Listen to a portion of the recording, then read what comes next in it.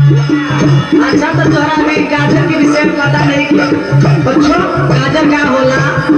गाजरवा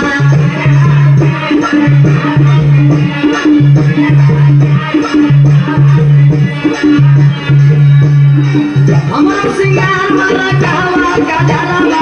हमरो सिंगार वाला कहवा गाजरवा करे हो प्यार मारा कहवा गाजरवा